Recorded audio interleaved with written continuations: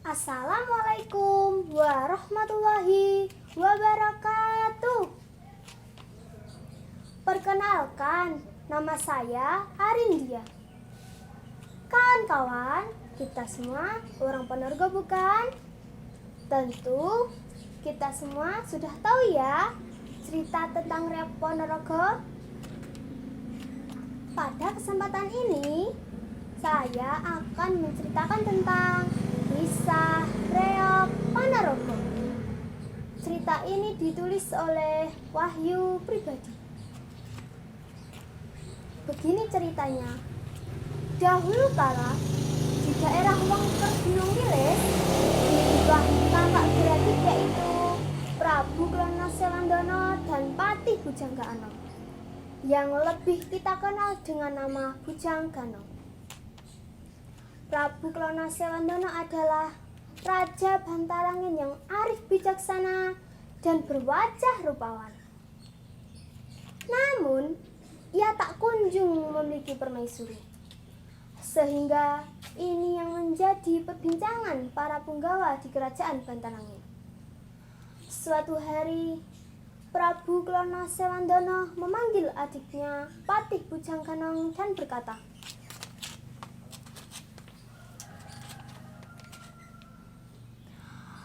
"Adikku, aku merasakan firasat yang kurang baik. Sepertinya para penghuni keraton mulai resah karena kakandamu ini belum memiliki permaisuri."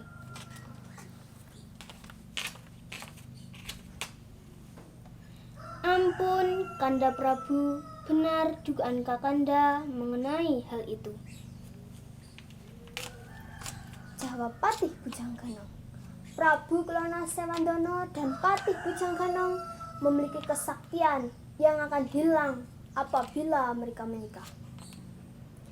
Akhirnya diputuskan bahwa Prabu Klono Sewandono harus menikah untuk menjaga kewibawaan raja dan memiliki penerus tahta. Sedangkan Bujangganong akan menjadi bujangan selamanya untuk menjaga kekuatan Wongker. Setelah itu, Klono Sewandono pergi bersemedi selama 40 hari.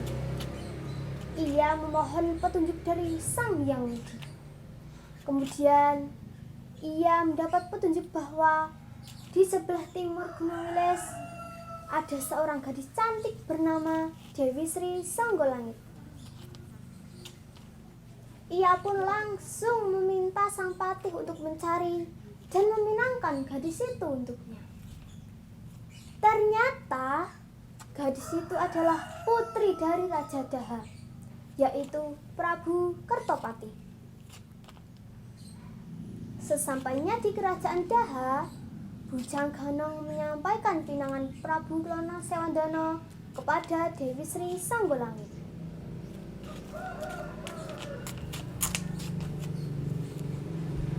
"Ampun putri, hamba datang ke sini diutus oleh kakanda hamba Prabu Klono Sewandono untuk menyampaikan pinangannya kepada Dewi Putri Songgolangit."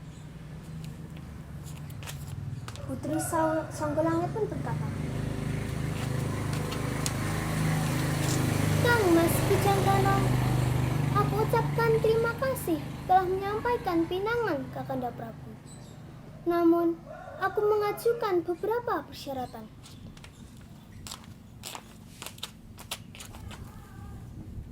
"Sembah Gusti, persyaratan apa yang sekiranya Gusti Putri ingin sampaikan kepada kakanda hamba?" Sambil menyembah, Bujangganong memberi hormatnya. Putri Songgolangit pun menjawab, "Persyaratan yang pertama, Prabu Klono Sewandono harus mempersembahkan 140 pasang macam jenis binatang penghuni hutan. Yang kedua, harus menciptakan kesenian yang belum pernah ada. Dan yang ketiga, harus membawa manusia berkepala macan."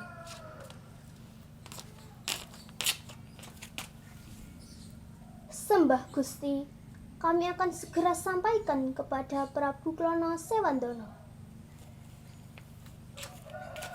jawab Patih Bujangganong. Setelah mendengar persyaratan dari Dewi Sanggolangit yang dirasa aneh dan mustahil, Bujangganong merasa risau. Namun, ia akan berusaha tenang.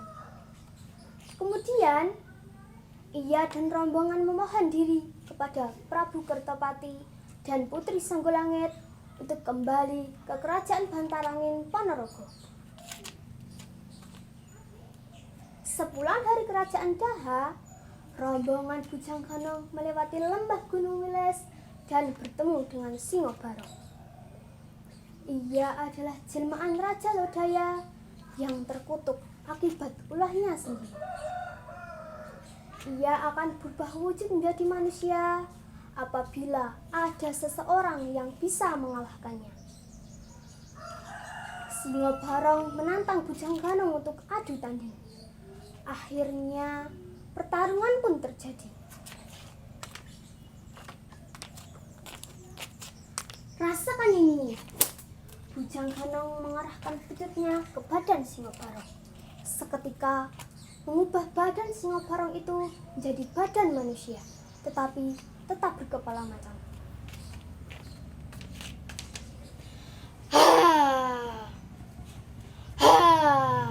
Hei manusia jelek, bergerak lagi kalau kau berani.